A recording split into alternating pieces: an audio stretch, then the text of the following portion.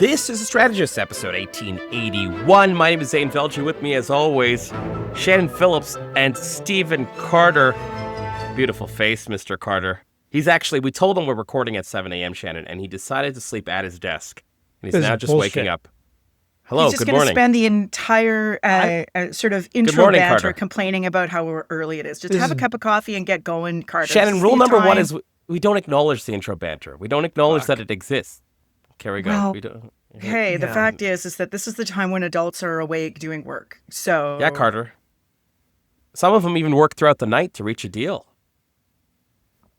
Ooh, good segue. That was nice. I'm just going to do the meta commentary today. That's what I'm doing. Yeah. Production Carter, notes. Yeah. No problem. Hey, Carter, I want to make sure that you're going to be aware and cogent for this episode. You've probably been sleeping at your desk for weeks now, hoping that we record. I was, for the last 4 days, hoping that Air Canada would reach a deal. So that's what I was waiting for. Now I'll still be sleeping at my desk waiting for Canada Post to reach their deal. Yeah, don't sound so enthused. One deal at a time. Yeah. Speaking of which, I should mention that this episode, Carter, is brought to us by our sponsor, Flair Airlines. Flair Airlines, you have to have flight attendants in order to go on strike. That's actually their new slogan. They've actually just sent us the updated copy. They've just sent it over to us, and I wanted to make sure. They said make it a timely read. I said, I will. Oh, that's good. That's good. I will. Yeah. Where's Corey? Who's playing Corey? The role of Corey today? What upsets me is, do you think this protest in front of Corey's office will still go ahead? I hope so. I don't think so. Oh, come on. I was planning to go. Yeah. I'm going rain or shine, deal or no deal. I was going to go regardless. Let's go. What time is it at? 2 o'clock in the afternoon? I think it's 12 to 1. 12 to 1 on Wednesday. Fucking reasonable time. Reasonable time. He's probably going to accuse us of doxing, but I think we should go. I think we all should go. encourage the listeners to go. What's his fucking address? Let's read it out loud. Carter, you find the address in the meantime. It's public information. It's just off Crowchild. I told him. Shannon, our listeners, not very bright. Some of them need to be spoon-fed the information. They can look it up on the internet. That's where constituency office information is. This is basic, political literacy. And picketing Corey's office is a great idea. Yeah. I think it should be a morning, noon, and night activity for everybody, Yeah, here it is. Democracy at work, baby. Yeah. 12 to 1, 20th of August, tomorrow. Yeah. 4600 Crowchild Trail Northwest. Zain and I will be there. Sandwich board. We're committed. What are we protesting, Carter? I've only got signs for Corey Hogan, so I'm a little bit fucked. Do you have any signs that are against them, or? Well, no, I'm going to pull out. I'm going to pull out my. Draw a line. Just draw a line through it, like in a circle. Oh, that's good. Confederation is worth fighting for. That's why we'd be there. Yeah, that's right. It's true. Yeah. Corey I'm in. Once a champion of Confederation. Now undermining it. Undermining it. So I think we go with the same signs. We go with the same signs, and we send him a message. We'll send him a message. Yeah, it's good. That's good. I like that. He may have indicated to us that he can't be there. Well, let's find out where he is. Let's go. Let's get the other address. Find out where he is. Okay, now we've escalated. Where are you going to be? Hang on. Legitimate democratic discourse. He's told us exactly where he's going to be. House address, Carter. Here we go. Lay it on us. Oh, yeah. No, I don't think he's going to be at home. Okay, well, you find out. I'm just texting texting him right now. We'll find out where he's going to be, and then we'll announce that on the radio. Yeah. Or whatever this is. On the radio. On the radio. Sure will. On the radio waves. Carter, you and I are doing a radio program in about 2 hours. Actually, also that's not even a radio program. That's true. Yeah. That's also. I forgot that he's not on radio. It's a podcast formatted as a radio program, which I will probably, at that point, be awake for in 2 hours. Shannon Phillips. I can do it at 5 in the afternoon or 7 o'clock in the fucking morning. What do you do? What do you do at 5? What was that? Yeah, what show do you do at 5 in the morning? That's even excessive for me. The fucking Current yesterday morning at 5:30. Do you go into studio to do that? Or no. Do you have to do it? So the Solberg Industrial Complex, and I negotiated with CBC. Do they just throw a warm body? The complex just throws whoever's awake. Yeah, whoever's awake, and it turns out it's the old one. So it was It was me who was also old. Monty, not we always have a that wonderful old. time. No, Monty's well, ancient. Monty is like, he's got to be in his 60s. yeah, just like you, Carter. Oh, shut up. Should we get into it? Should we get into what has happened? Because Air Canada flight attendants intensified the national strike. We have a tentative deal this morning. That's, of course, the headline. But they defied a federal back-to-work order, leading to service travel disruptions for over 130,000 passengers each day. Mark Carney and his government made that, that back-to-work order. Carter, Shannon, there's a lot of things to discuss, but I want to start at the beginning, which is we don't actually know the terms of this tentative deal just yet. We know a lot of it is surrounding this concept of or this political flashpoint of work for no pay, which is, I think, revelatory to a lot of Canadians, which is that airline flight attendants do not get paid until the plane pushes back, unless it is, quote unquote, in the air. So even service demonstrations, the time traveling in the airport, any of that stuff, they do not get paid for, which has intensified the narrative and has gained them a lot of public support. But let me start with the basic questions, because I know at least one of you has extremely strong opinions on this, and I suspect both of you do, which is, Shannon, was the union right to go on strike? I am, as a layperson who is not involved in the negotiations, always take the view that the labor movement and unions have a right. I take the same view as the Supreme Court of Canada, which is that you have a right to a process, not to an outcome. And so, in any collective agreement, there's going to be a whole bunch of complicated stuff around seniority, around conditions of work, around who pays for what in the uniform and in the safety gear, and what is the composition of the Joint Health and Safety Committee, all these things that are super boring. Yeah. And that would make the public's eyes glaze over. As As it has for, in the case of, for example, Canada Post. Every once in a while, you get a collective agreement and terms of the negotiation that are really easy to understand, like showing up to work but not getting paid, and being expected to do a whole bunch of things that are understood by the public as work and that the public sees as work. Yes. Right. So when you're this is a highly understood profession. People remember their flight experience for good or for ill, and it's not a luxury thing, but it is still something that stands out in people's lives when, especially when you take your kids or your elderly relative on an airplane. These are memorable experiences. And so for that reason, this stuck in people's minds. It doesn't really matter if the union is, quote unquote, right to go on strike or not. Eventually, what will happen is, because if the union's wrong, they're going to have to justify that to their members, and they're probably not going to get a positive strike vote in the first place. Right? Like, whenever we're looking at this stuff, we have to remember that unions are democratic organizations accountable to their members, because at base, they are a product of our right to free association, which is guaranteed in the Charter of Rights and Freedoms. And so there's a lot of things that whenever we have these flare-ups and strikes that I see as just low levels of labor literacy, people don't understand how the process works. They don't understand why things work out the way they do. And these are always good learning moments for people. Carter, you're the one I'm alluding to that has strong opinions. I do. Should the union have been able to, should they have gone on strike? They absolutely should be able to go on strike, and they should have the right to go on strike. Using a strike, though, is one of those tools that it really undermines your overall ability to win over the general population. In this case, I must say, CUPE did a great job of making sure that people understood what the issues were and managing that public relations side. People definitely felt like they were on the side of the airline attendants and flight attendants. They felt like they were being hard done by, and so the strike was perceived by the population fairly positively. Had it continued on, I don't think that it would have been as positive. At some point, people expect you to reach a deal, and both sides become seen as unreasonable.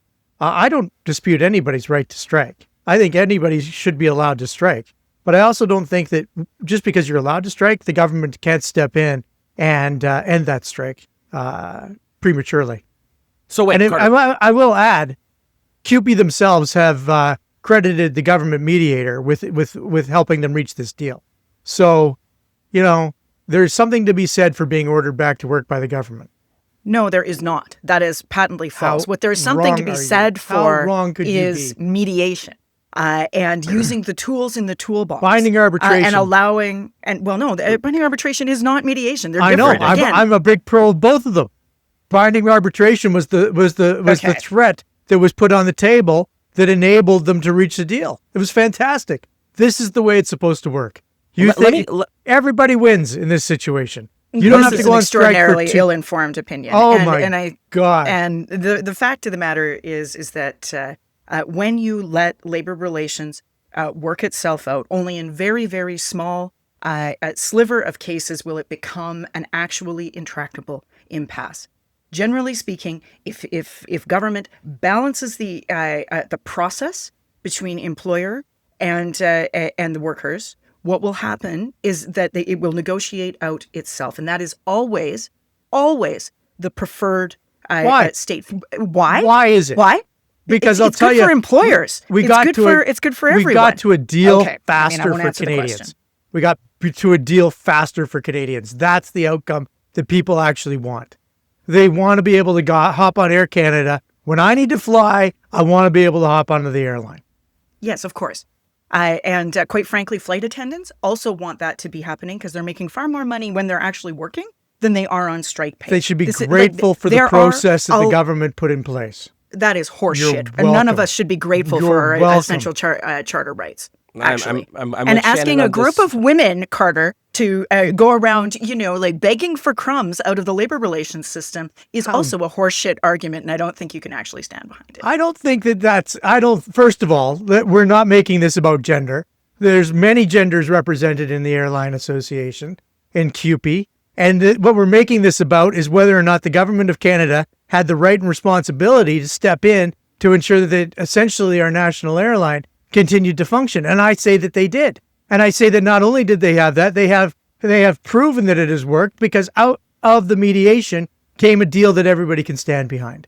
And you're implying, I said mediation. I said out of the mediation, but all of it they was referred it to binding arbitration, Carter. Absolutely. So they put an end date on the negotiation. The most important thing is time in any negotiation. They put an end date on that time. And you've got extra coffee? Oh yeah. Oh fuck. She needs it. Carter, are you awake? Are you awake now? Well, I'm upset now. I got called a misogynist seconds ago. Yep. I will not be putting up with that. I will bring it. I will not be putting up with that. Bullshit. The question here is how the government of Canada behaved itself. And I would say that it behaved itself in a way that is naive to the reality of labor relations. And they torched a number of important relationships while doing it. They stepped in too early. The fact of the matter is that they were probably 48 hours off of a negotiated settlement. Because of the reality of public opinion and a number of other drivers. You're making up your own reality. The reality is they stepped in, got a mediated deal. Now everybody goes back to work. Everybody's happy. Look, when they put out that order to binding arbitration, it was earlier than it should have been, and it did not meet a number of legal tests to meet Section 107. And what that means is that that is there so that government can act as a backstop, just as we have in provincial labor legislation around essential services and determining what is an essential service.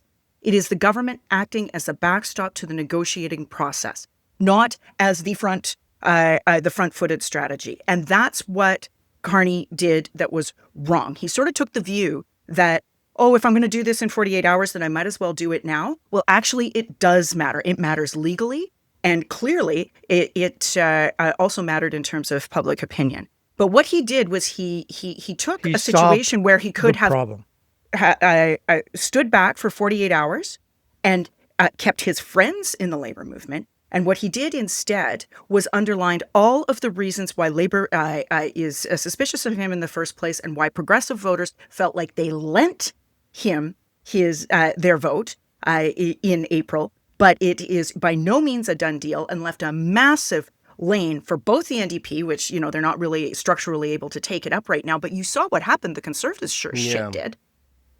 Yeah. Well, they can try.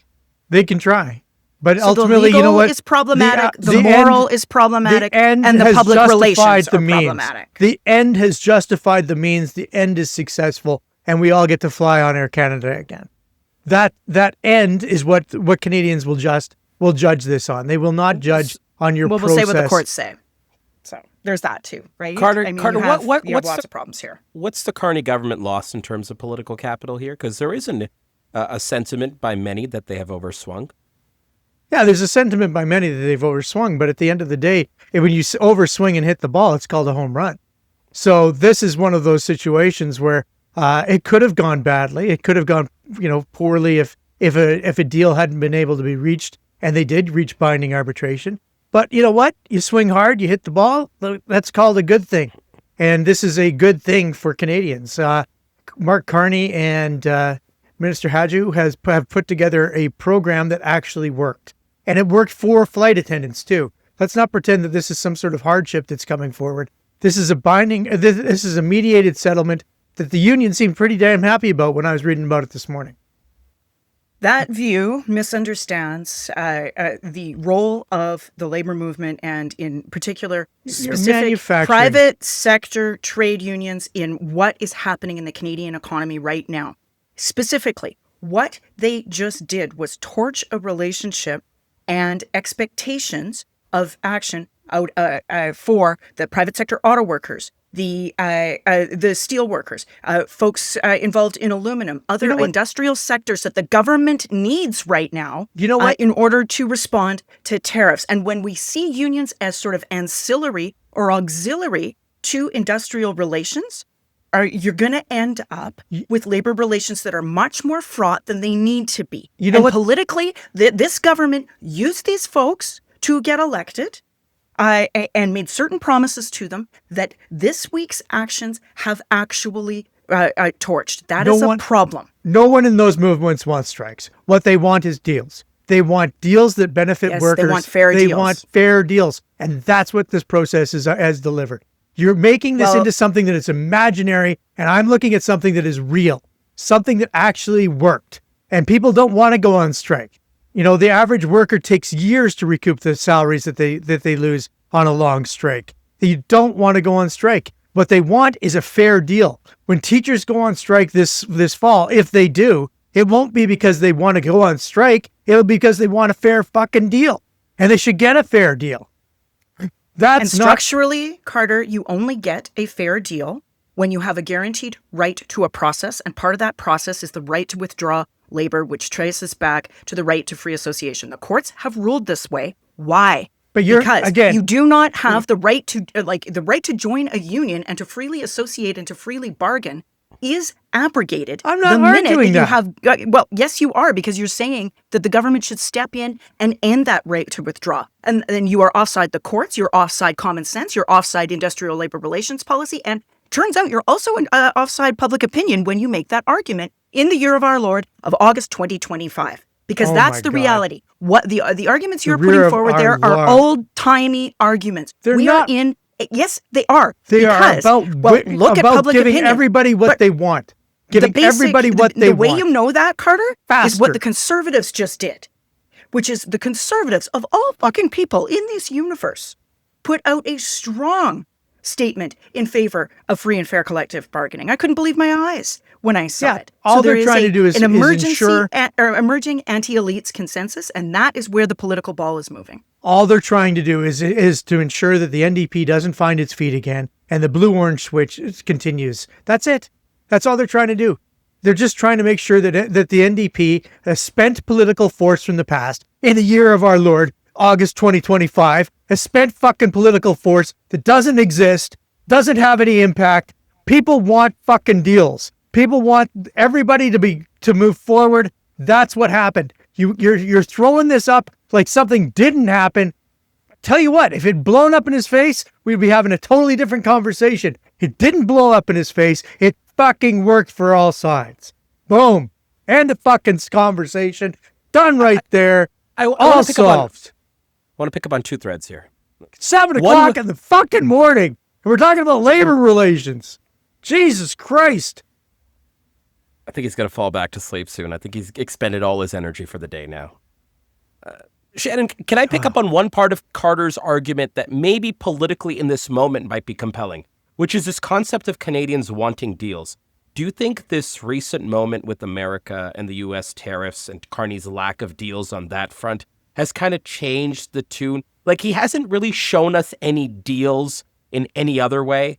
And maybe this is a, using a West Wing reference, you kind of squint and you tilt your head, and maybe this looks like a deal of some sort, that Carney, the deal maker, Carney, the guy who gets shit done, Carney, the guy who expedites things, got something done here. Domestically, sure. With the union, sure. But it's a deal.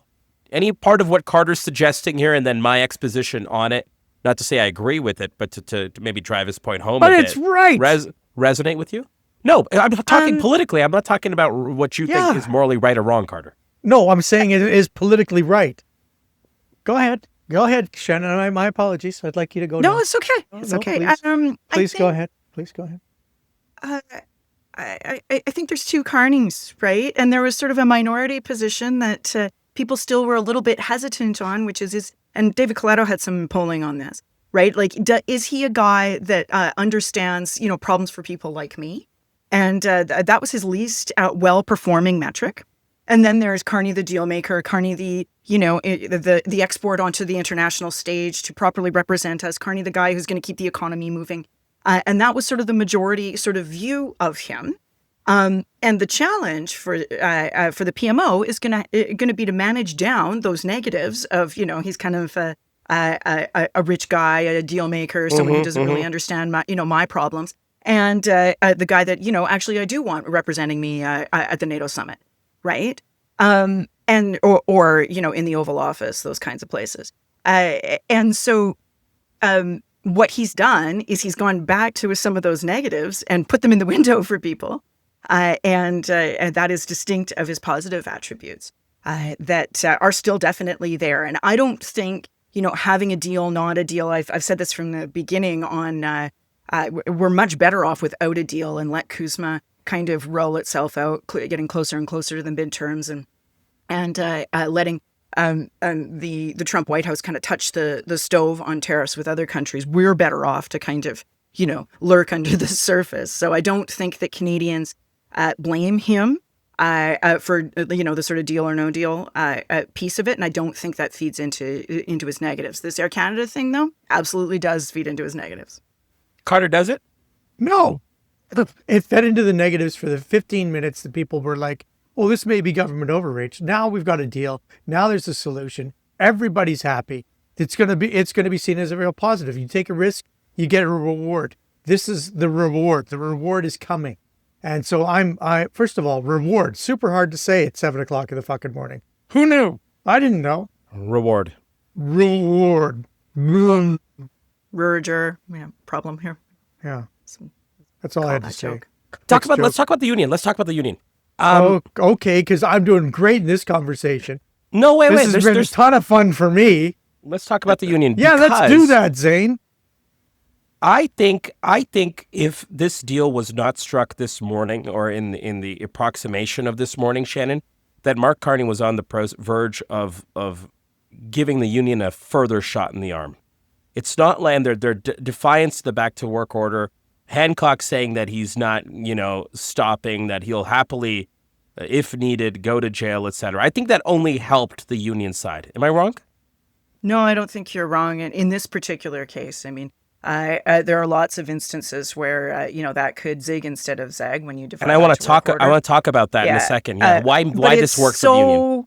It's so fucking rare that a union defies a back to work order. Extremely rare because the fines are steep. The penalties are severe, and it is an untenable situation. It's designed that way in the balance of labor relations, and has been since William Lyon Mackenzie King had to come to Lethbridge in 1906 to mediate out coal miner strikes that kept being wildcatted, and the employers wanted some way, and they had to settle for negotiation process to keep people coming to work. That is where this process in Canadian law stretches back to the Industrial Disputes Resolution Act of 1907. And so of course, defying a back to work order is a huge fucking deal in the labor movement. In this case, it helped the union show the public that the government was on the side of people who wanted you to work for free. This was an easy concept to understand. Over time, that may have changed, but the whole point here is that when the government gets out of the way and bargaining just moves along, the situation does become untenable for both sides, and the teeter-totter evens out, and they come to an agreement.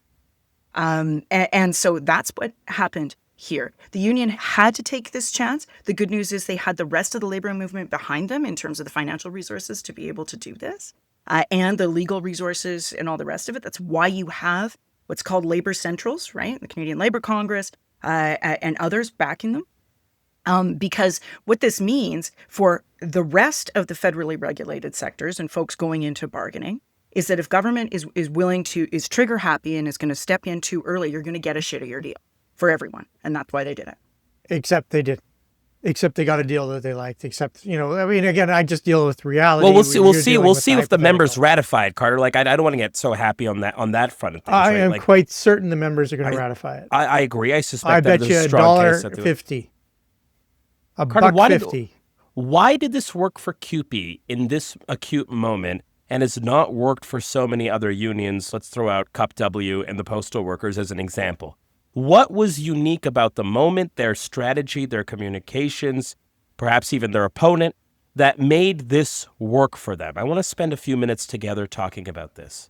Well, I think that this deal, and I'll compare it to the postal union, because the postal union is in. I think that it's about accepting the same reality, right? I think that Air Canada accepted the same reality that the flight attendants accepted.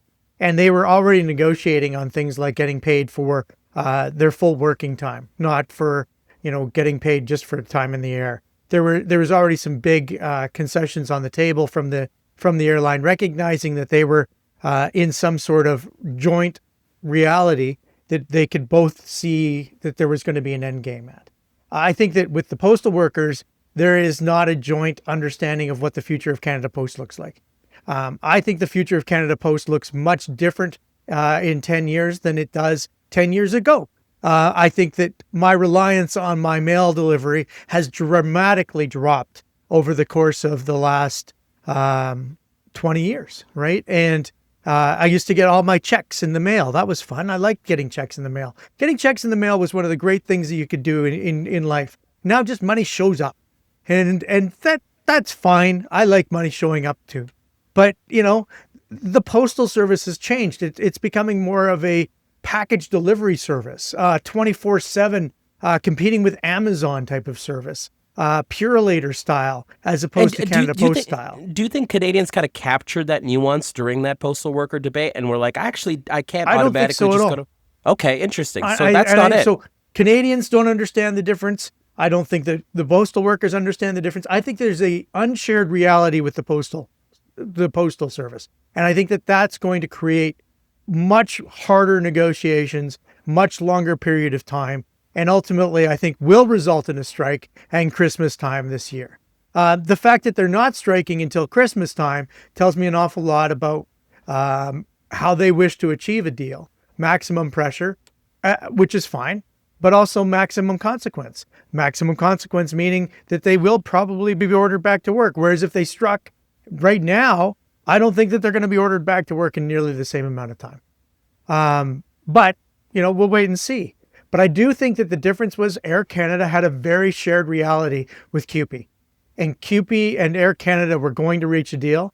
And that deal was facilitated faster by the government stepping in. Do you want to, Shannon, add anything or take anything away in terms of why CUPE in this case was so successful? Of course, we pending the deal and its ratification, but at least winning hearts and minds why it was so successful. Well, one of the big reasons is that Canada Post is a crown and Air Canada is a private corporation. It's only like super old people like us that might remember that Air Canada was once a crown. So when people see it as sort of a for-profit entity, they see, okay, well, you have the money to be able to pay people for their time, and it's a much easier public relations exercise than, Canada Post is a crown corporation, and it, might own associated entities like Purelator, for example. It owns 90% of Purelator. But it's a much more difficult, thorny kind of negotiating entity, right? So right there in terms of the public perception. Number two, almost every Canadian has an experience with one of the two major airlines of like delays or reasons why, ways that they've pissed them off, right? And so it's easy to kind of get public sympathy vis-a-vis the airline. Whereas, I can't really think of outside of snowstorms and other things why my mail didn't show up, right? It's no just one a sent you a reliable letter. That's the it's a only reason. reliable public service in that way. It's not something that like I have to, go through a 1-800 line and like, wait for 4 hours on the phone to talk to a person to find my luggage, right? And so it's much harder to garner public sympathy.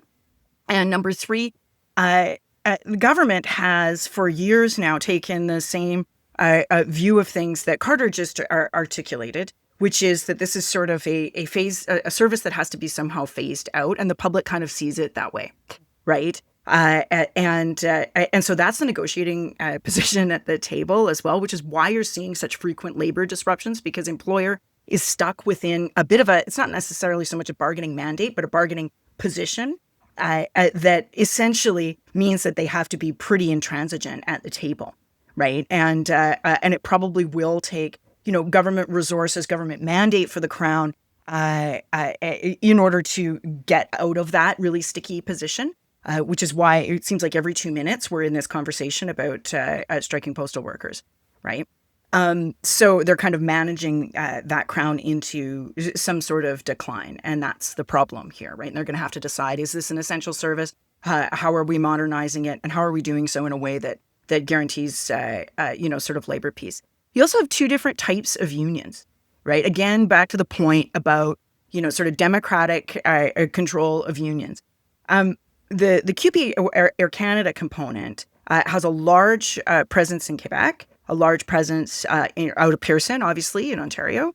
And they have a different just sort of ethic and vibe than CUPW, which has always been a much more vigilant, militant type of union. So you're just going to have a different bargaining mandate coming up from the workers of what's going on at the table. And I think the final point is just like the Air Canada component blew it out of the park in terms of their public relations. They had Point Blank do it. I just saw, this is public information because Point Blank was talking about it on LinkedIn. They did a hell of a campaign, and they had good, raw material to work with. It's harder to, be like, well, seniority and these other kinds of issues, which is what's at stake in so many other labor disputes. What are the lessons, Shannon, to take away if you're like another labor union, if you're even if you're like a group going up against an employer or government or trying to win hearts and minds? Like, I think there's some like things that you could take that may not necessarily apply, like defying a back to work order. I think to your earlier point, pretty rare that the public agrees with you on that, but they clearly they clearly read the moment correctly in terms of that particular piece acutely. But what lessons would you take? And this is to both of you. I'll start with Shannon. If you're other labor unions, other progressive groups, other groups trying to win hearts and minds from what CUPE just did. Professionalize your comms and have it out there in advance to set the terms, right? Because that's what they moved that campaign last week. Because I had heard about it, 2 weeks ago from some of my friends in CUPE of kind of, where things were moving to. And I actually heard about the unpaid work thing. Maybe I should have had some idea, but I did not actually realize that it wasn't until, the doors close that, the clock starts kind of thing. So they had those products moving, and they moved them in a really sophisticated and well-resourced way. They moved them across platforms. I saw ads across all kinds of platforms on, unpaid work won't fly. They had a really nice tagline. So, it comes down to being professionalized around the comms. They didn't do it around, labor leader personalities. You only saw CUPE national president in the last couple of days. Before that, it was letting the kind of flight attendant story. The members, It wasn't like, some kind of like, oh, here's a union executive explaining the story to me. It was, they used other ways to do that. They used like sort of almost a fake podcast format to kind of push some of their columns. If you go look at what they did. And they also made sure that all of those materials were in hand at the places that were easy for traditional media and others to go and look at, right? Pearson, PET Airport in Montreal, YYC, etc. Carter, what lessons to be learned? I totally agree with Shannon. I mean, it was a professional communications plan that was implemented in advance so the people understood exactly the terms on the unions, on the union side. That made it a much more professional dispute. It made it harder for Air Canada to walk away from it. It made it harder for the government to ignore it. That is one of the consequences, though, of doing a really good communication structure. Is you're going to have more attention on you, and there was certainly lots of attention put onto CUPE as this unfolded.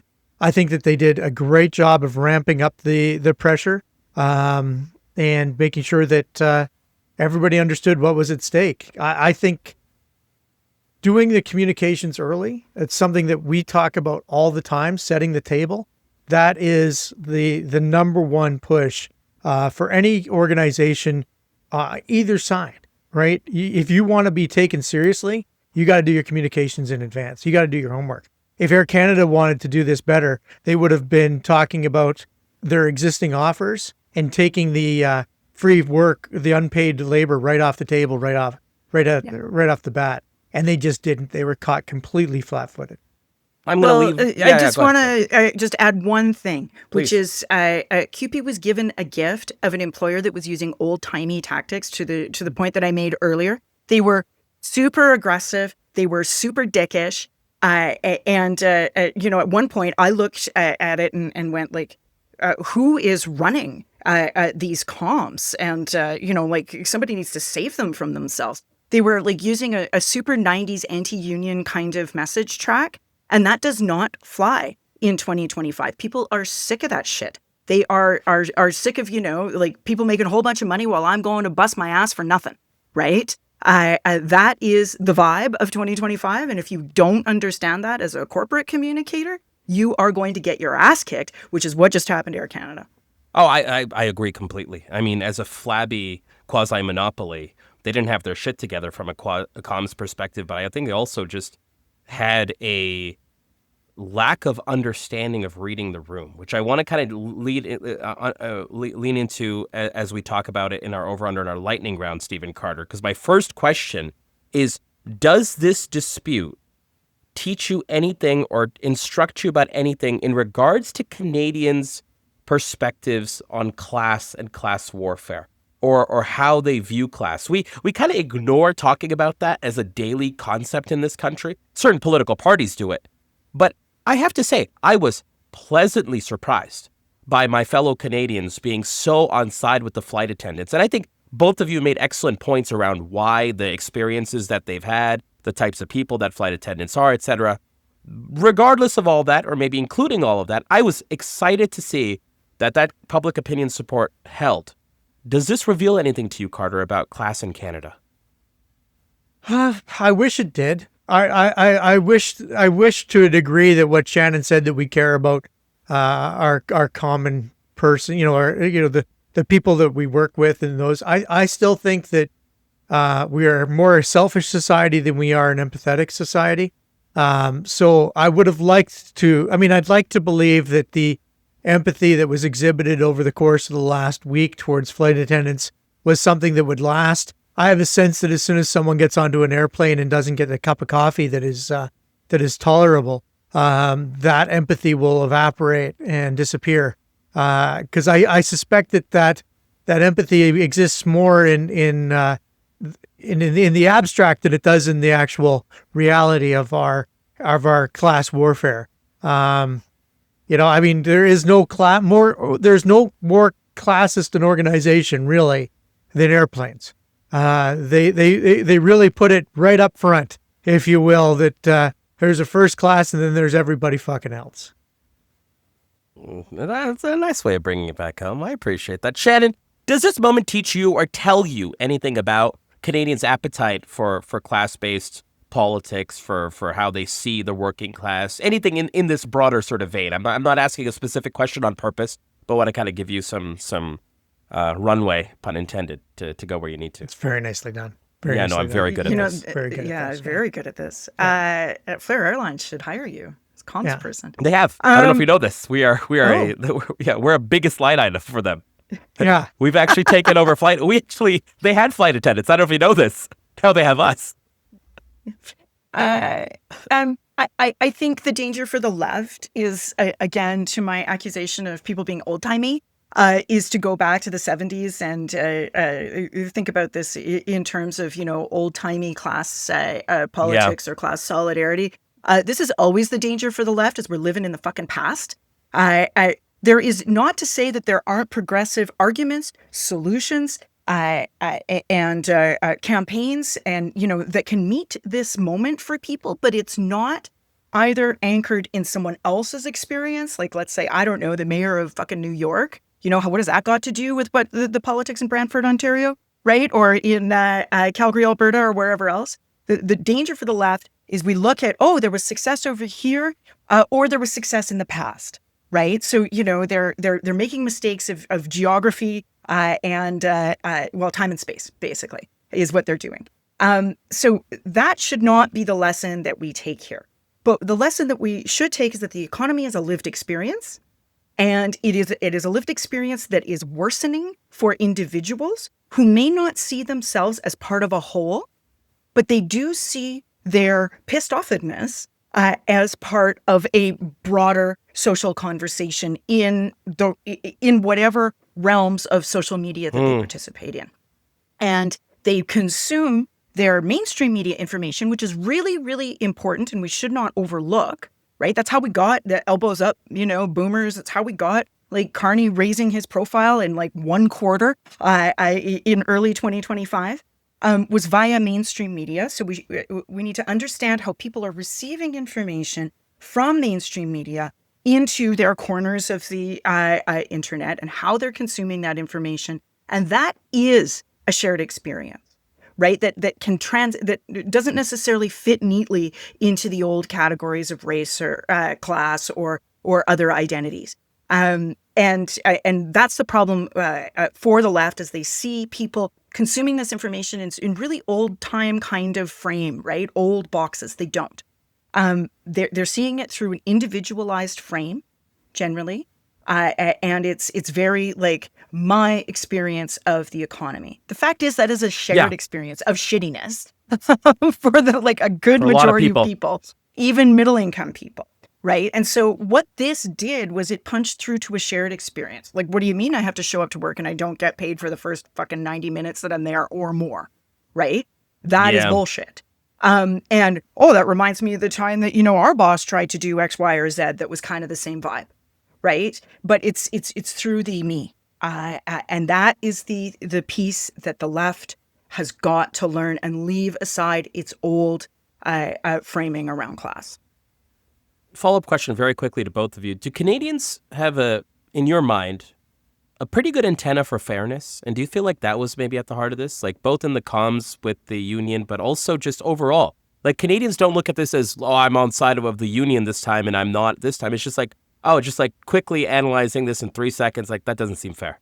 Moving on, making a judgment. What do you think, Carter? That's one of the poles of decision of values that I think really defines Canadians, their sense of fairness versus, the United States, where selfishness, I think, takes a little bit different view on fairness. What is fair for me is seen as more fair in the United States, whereas there is a definite fairness vibe in Canada. It's one of the poles that I try to work on as much as possible in politics.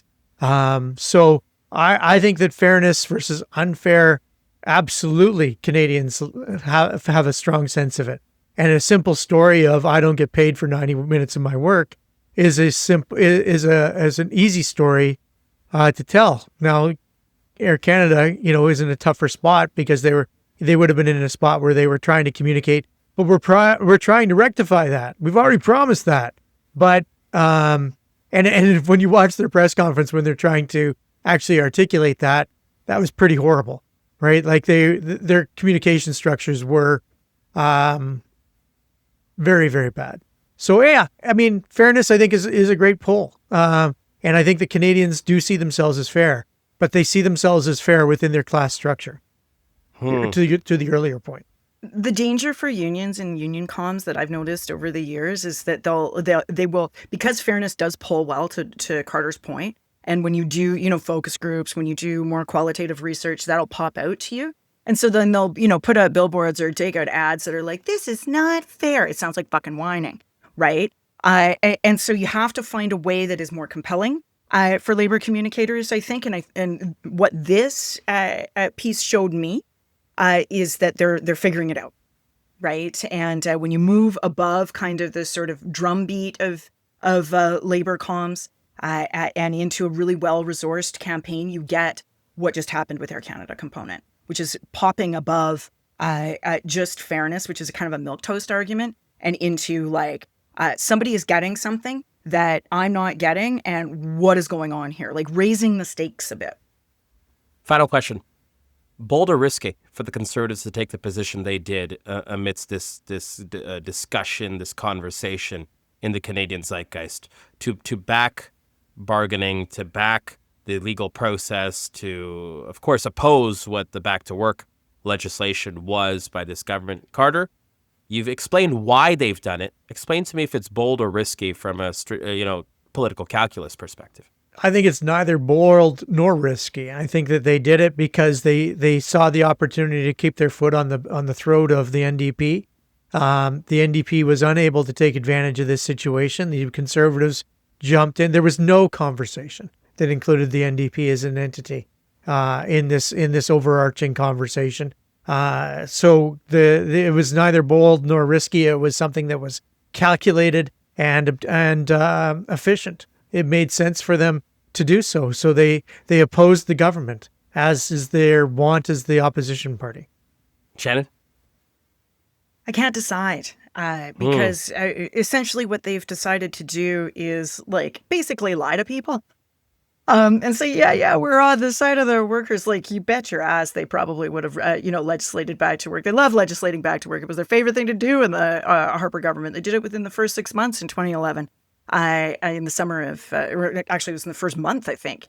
By July, they were legislating back. I think it was CUPE at the time, when they won their majority. Look, they've done a turn towards taking more labor-friendly positions. They've ditched all of their old, like, super anti-union, like the union audit legislation commitment, all of those kinds of stuff. They've pulled all that from platform. It was one of their platform points. We promise not to do that again.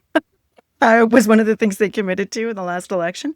So I think it's really interesting that, like, I think it goes beyond trying to mow the NDP's lawn. Like, if that's actually stupid for them to do, they should be trying to fluff up the NDP's pillows at this point, because it's one of the reasons why they didn't get their as many seats as they wanted to, was the collapse of the NDP. But I also think what they're doing is cutting into Liberal support as well, in particular in Southwestern Ontario. And one of the reasons why that's smart is because we're going into really rough patches in terms of layoffs and plant closures and other big challenges for private sector unionized workers in Ontario, in auto and steel and aluminum, and not just in Southwest Ontario, but there for sure. And so this is them picking up support and shoring up some of the support that they won. Like the Conservatives hold Windsor now extraordinarily. And so that's what they're doing. I can't decide what it is because they're most certainly lying their ever-loving faces off about what they would do once they're in power. Look at this. We started off with Carter not awake, and then we had a debate in between in which I think that might be a strategist record. I didn't speak for maybe 20 minutes. I made up for it on the back end with my extremely long questions. We are going to leave it there. That's a wrap on episode 1881 of The Strategist. My name is Zain Velji. With me, as always, Shannon, Phil, and Stephen Carter. We shall see you next time.